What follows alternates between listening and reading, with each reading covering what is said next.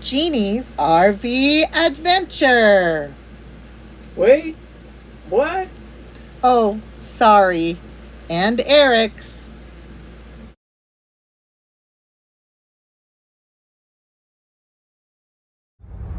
Welcome back to our adventures. Today is episode 8, and we are at week 11 and leaving beautiful Zion National Park, headed to Bryce Canyon National Park.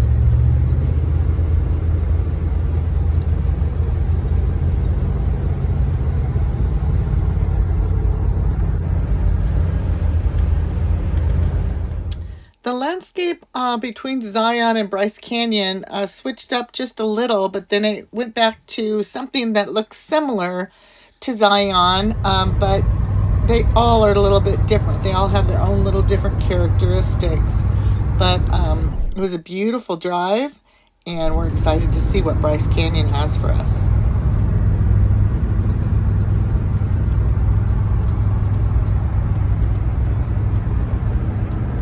Road right before you're coming into the Bryce Canyon area, you have these really cool arches that you go through. There's a couple of them, and it just starts getting you into the feel of what the canyon is going to look like.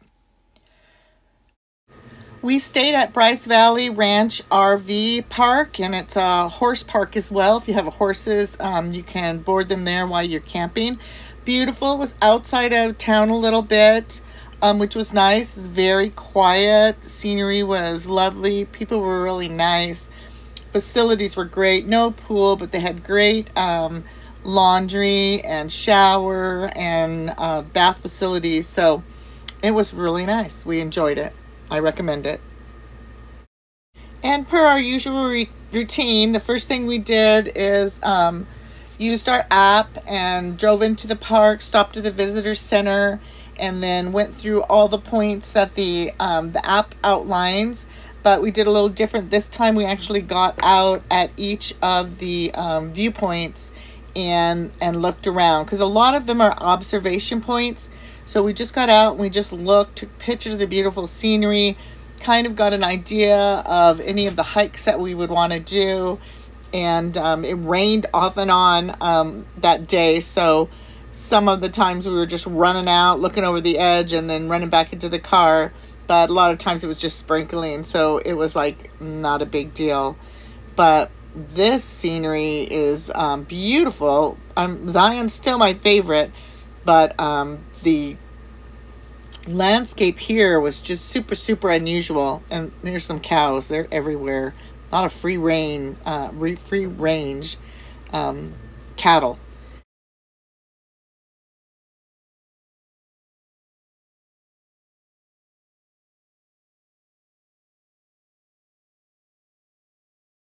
What's nice about this park is it's just one beautiful vista view after another. So if you have small kids that you can't really go on big hikes with, or elderly, or if you're disabled, you can get out at almost every single one of these points, and the views are totally accessible. So that was really nice to see that the national parks are really keeping that in mind when they do a lot of the modifications and updates to the parks.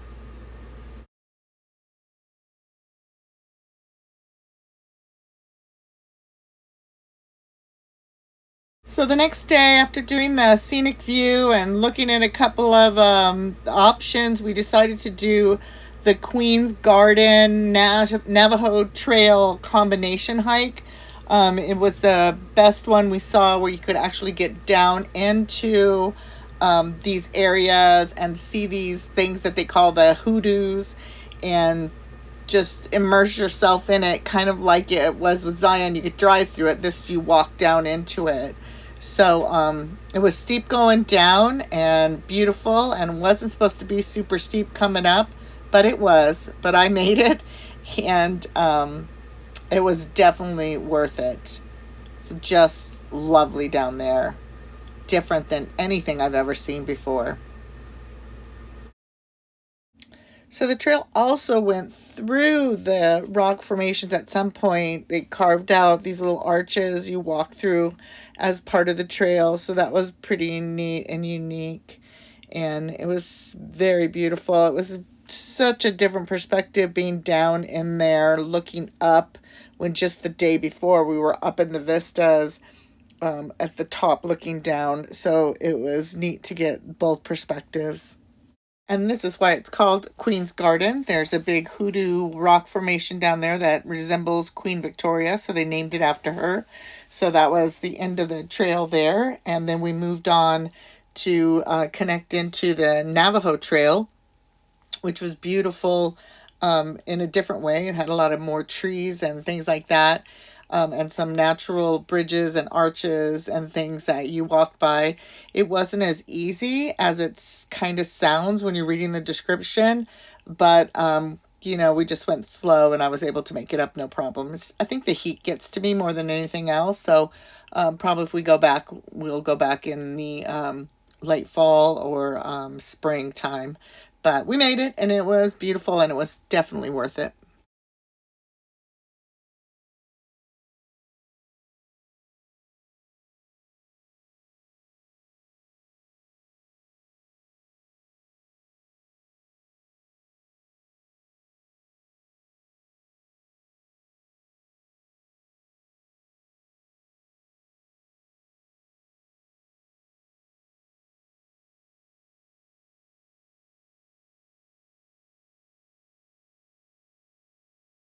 This one was called Thor's Hammer.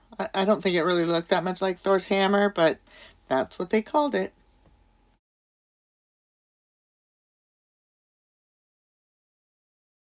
And this is the view looking back down where we were climbing out. See, it's pretty steep, um, and a little bunch of little switchbacks, but it was gorgeous.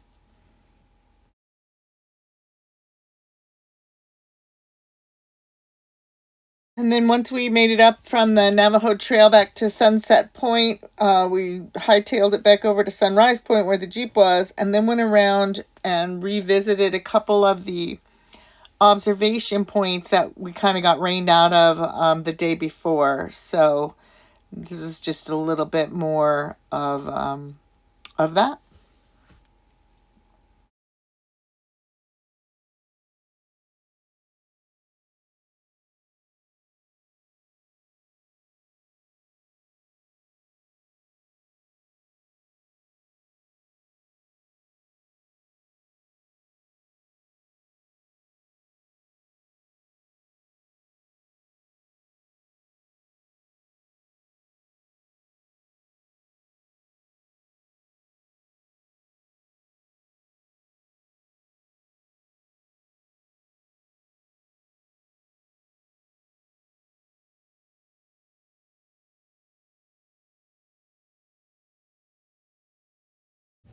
Here's a little deer we saw, one of the only wildlife this trip.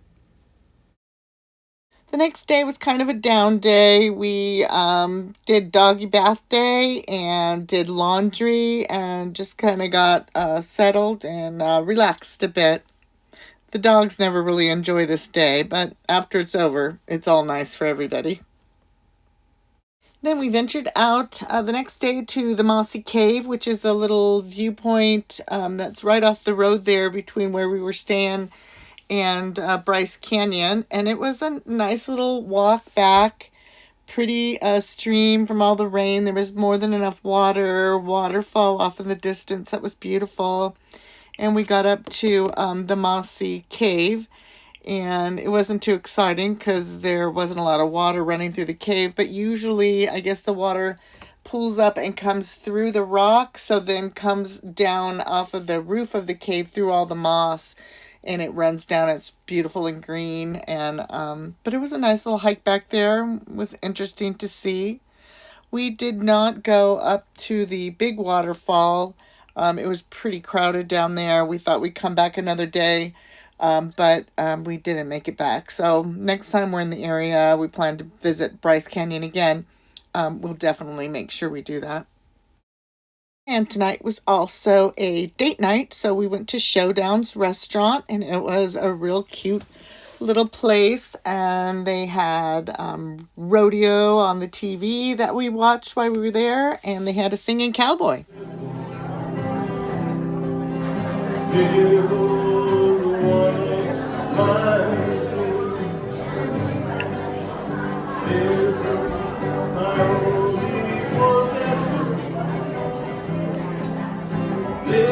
Food was really good, and we tried some local wine from the Moab area.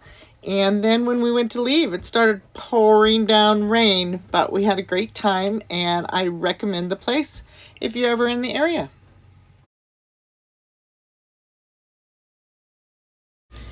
And then we spent a day out with the Jeep looking at a few things in the general area, and found that the Kodachrome State Park was out this way. But first, we took some off-road trails, and we went out to see the Grosvenor Arch. I think that's how you pronounce it. And see how bad the roads were out there from all the rain.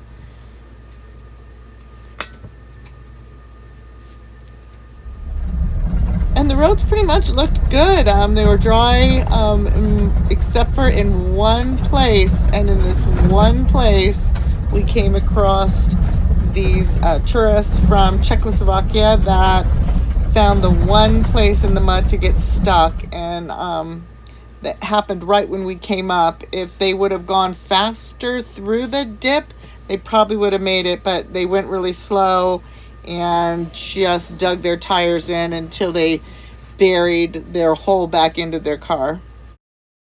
So not only did this give us an opportunity to help someone out, but it gave Eric an opportunity to try the winch on the front of his Jeep, and it worked like a champ. And they were out, and we were across, and they were getting ready to turn around and head back to town. And it's really too bad that they didn't get to continue, because like I said, that was the only bad place in the road to get out to the arch, and they probably would have enjoyed it. But it was nice to chat with them a little, and Eric got to help them out, so that turned out great.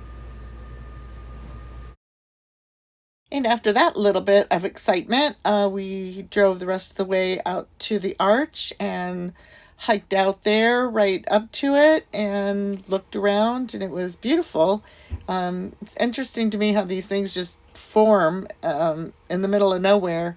And so we spent a little time hiking around, taking some pictures, and then headed back to the Kodachrome State Park.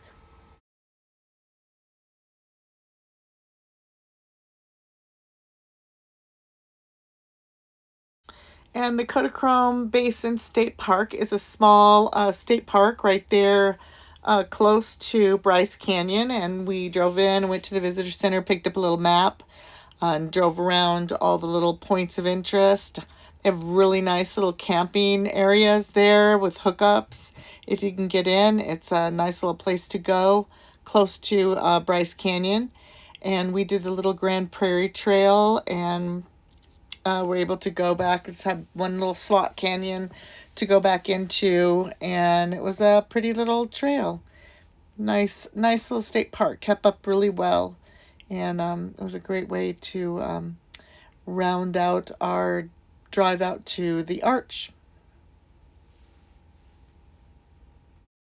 And on our way back to our RV park, we took a little detour. I saw these strange little buildings off to the left, and we went back there to see what they were. And there are these little like yurt things, and the people are building a little park, like a campground back there, where you'll be able to come and you'll be able to stay in one of these little yurts. And it was kind of really cute idea. They're just getting it together now. We picked up a flyer, and we thought that was really interesting. And before you know it, it's moving day again. So we're leaving Bryce Canyon National Park, and we're heading to Capitol Reef National Park. And we hope you once again enjoyed our little episode, and we'll see you for next week's episode. Bye.